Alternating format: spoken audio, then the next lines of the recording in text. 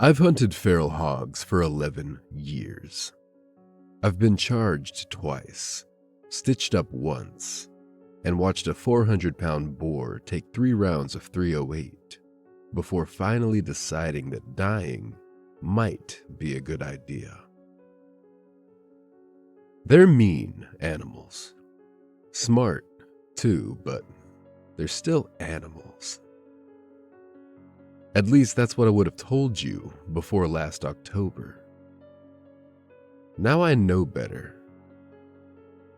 Because somewhere in the woods of East Texas, there's a boar that knows what a rifle is. It knows what a truck sounds like. And if you wound it, it doesn't run away. It follows you home. There were 3 of us that night. Me, my cousin Ryan, and a guy named Clay Harper who owned the property. Clay had called me about a week earlier and asked if I did hog removal. I told him I hadn't done paid jobs in a couple years. Then he sent me pictures. His pasture looked like somebody had attacked it with a bulldozer. 50 acres of torn up earth. Feeders knocked over, fence posts ripped sideways. One of his calves had been found dead near the tree line, although I told him I doubted the hogs had killed it.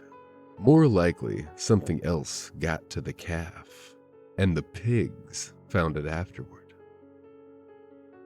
Then he sent me a trail camera picture. I stared at that one for a while. The hog stood almost directly in front of the camera, broadside, underneath a feeder.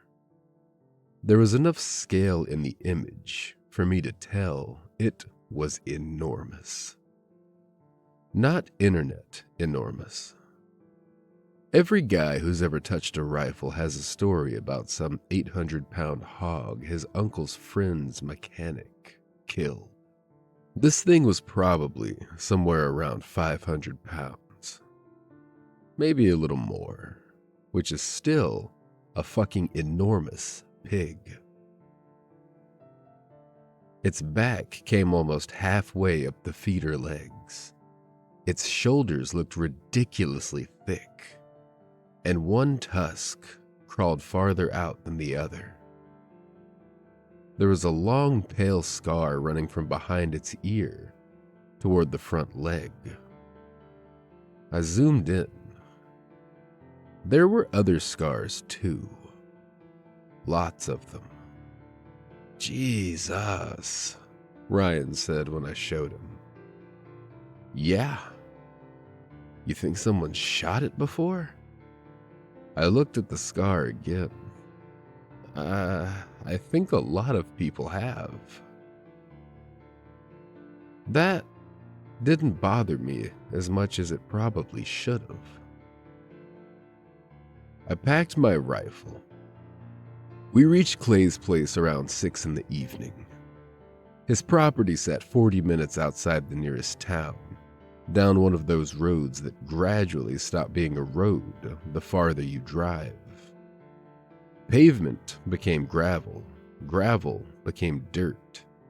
Dirt eventually became 2 muddy tire grooves with weeds growing down the center. Clay was waiting beside an old Ford F-250.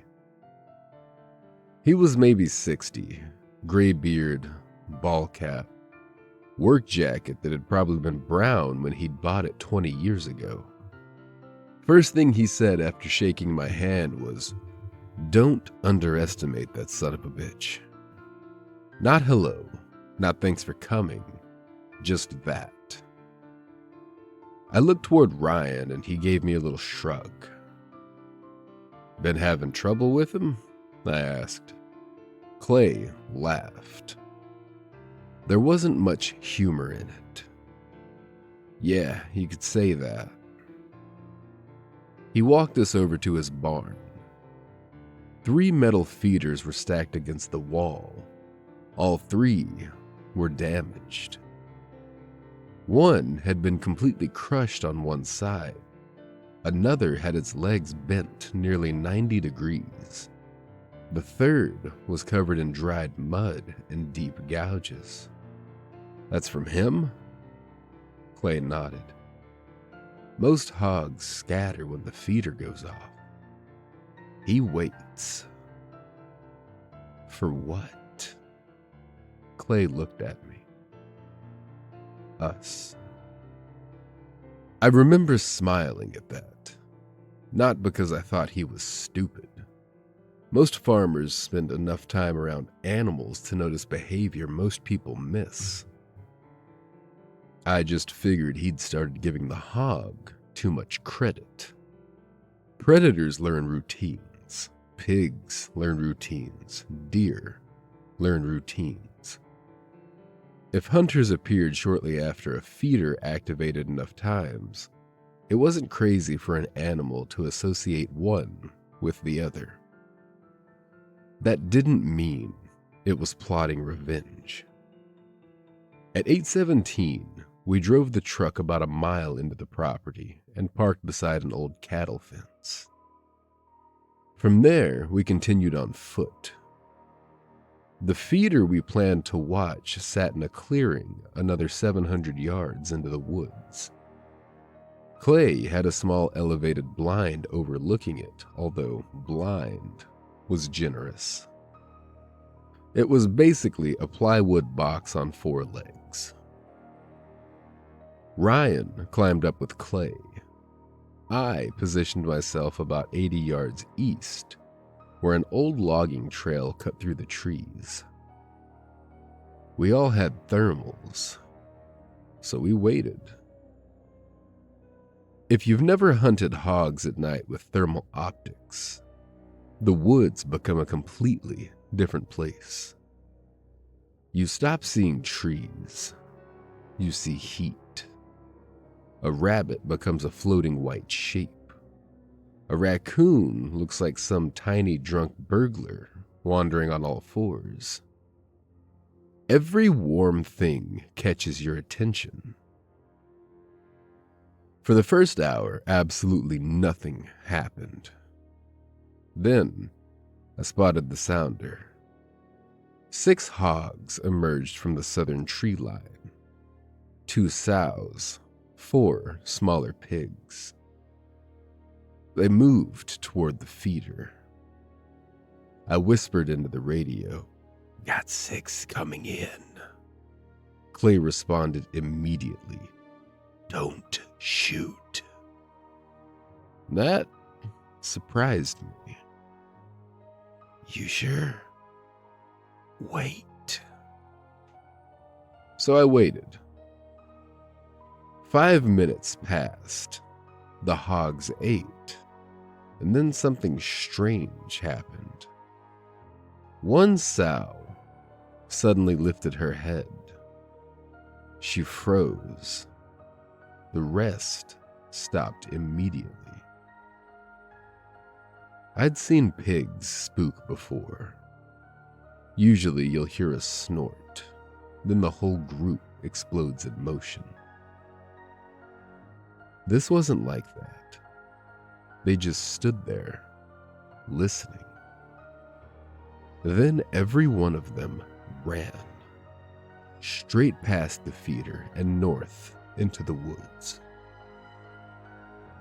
I pressed the thermal against my eye. A few seconds later, Clay whispered, "He's here." I couldn't see anything. "Where?" "Behind you." My stomach tightened. I turned. Nothing. Trees. Brush. The logging trail stretched behind me, maybe 40 yards before disappearing around a bend. Then, something moved across it. Fast. A huge white shape passed between the 2 trees and disappeared. I swung the rifle. Couldn't find it. "He's moving," I said. Ryan whispered, toward us? No. I waited.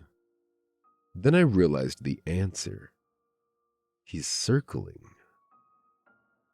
The next 10 minutes were some of the strangest hunting I've ever experienced. The boar never approached the feeder. He stayed in the woods, moving, stopping, moving again. Every once in a while, I'd catch him on thermal. Never more than a second, and always changing position. Eventually, Clay said we should leave. Ryan laughed nervously. We haven't even shot anything. Clay didn't answer. That's when I heard the grunt, maybe 20 feet behind me. I spun around. The boar came out of the brush like a truck. I fired without even thinking. The first round hit it somewhere in the shoulder, but he didn't slow down. I jumped sideways and fired again. The second shot missed. I know because I saw the bark explode from a tree. The boar passed close enough that I smelled it. Mud, something sour, that musky, rotten smell big pigs get. Then it disappeared into the darkness. I sat there for probably 3 seconds before remembering how my legs worked. "Everybody good?" Ryan shouted through the radio. Yeah. My voice came out higher than I would have liked. I hit him. Clay responded, "I know." "You see where he went?" "No." I walked over where the boar had crossed. Blood. Not much, just a few dark drops on wet leaves. I crouched. Clay said something immediately. "Don't follow it." I looked toward the blind. He's bleeding. "Don't follow it." There was something in his voice that finally got through to me. We regrouped at the blind. Clay climbed down first, and Ryan followed. Then, Clay told us something he probably should have mentioned before we walked into those woods. 2 hunters had disappeared on the property 3 years earlier. Brothers. Their truck had been found near the northern fence. Rifles still inside. No bodies. Game wardens searched for nearly a week and found nothing. "Why the hell didn't you tell us that?" Ryan asked. "Because I didn't think it had anything to do with this." "And now?" Clay looked toward the woods. "Now I'm not so sure." We started back toward the truck. Nobody talked. About halfway there, we found the first backpack. It was lying beside the trail.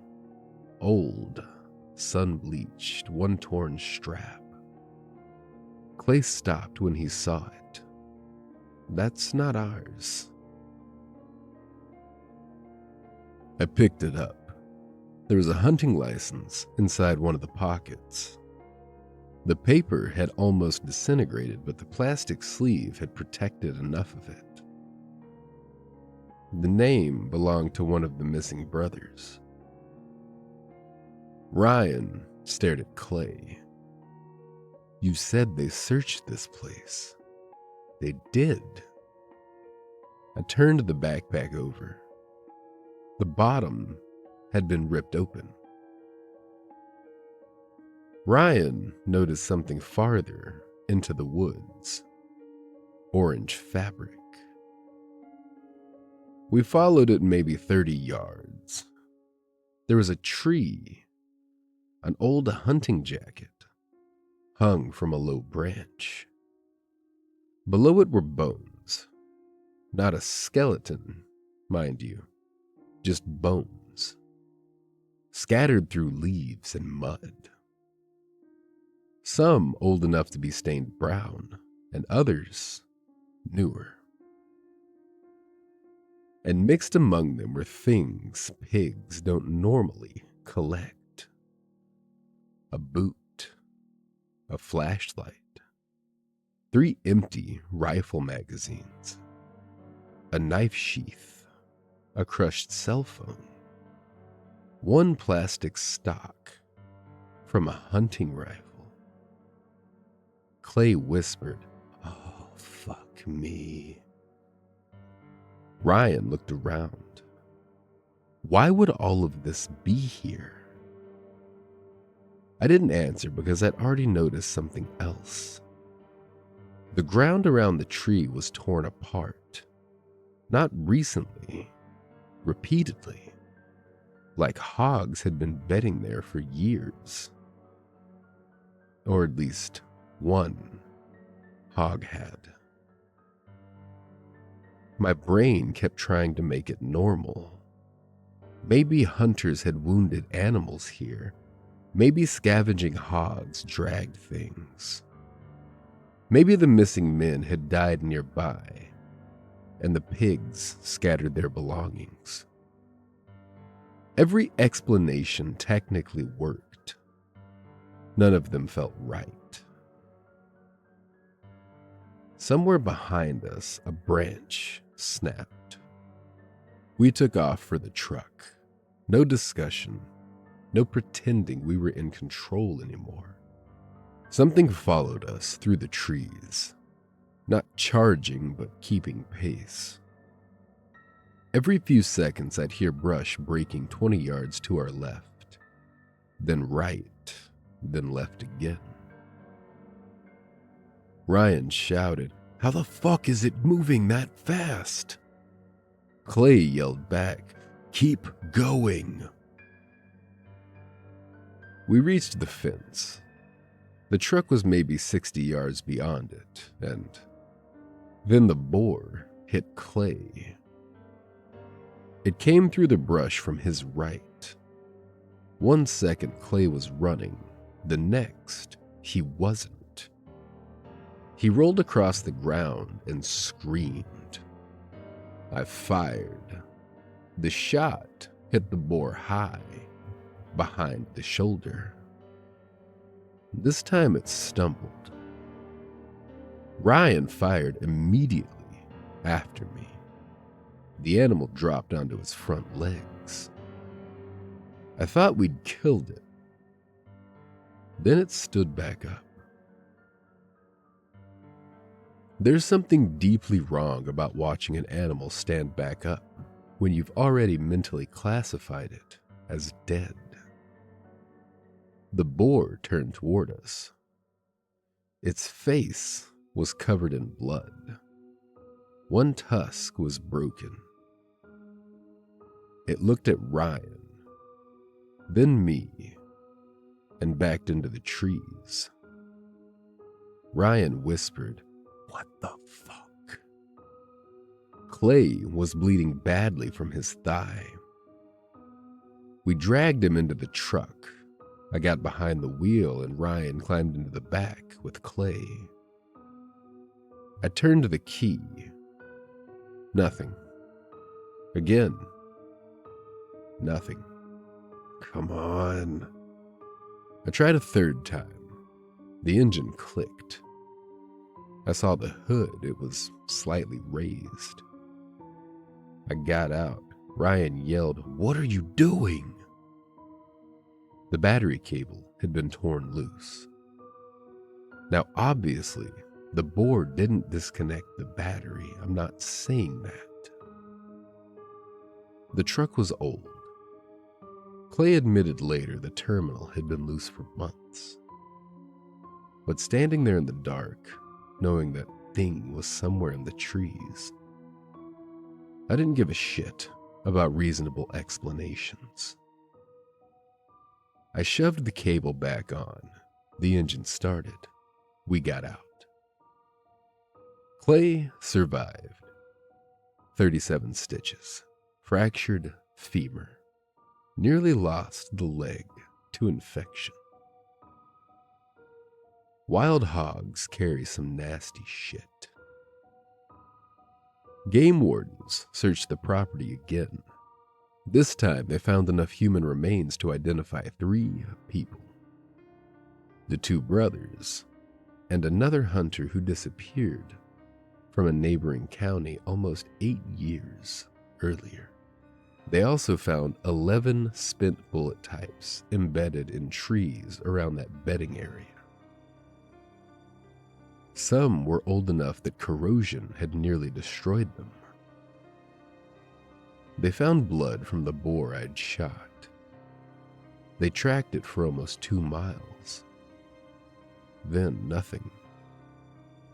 No carcass, no blood, no hog. Clay sold the property 4 months later. I stopped hunting hogs after that. People ask me whether I genuinely believe that animal was hunting us. I don't know. That's the part that bothers me. Maybe everything it did has a rational explanation.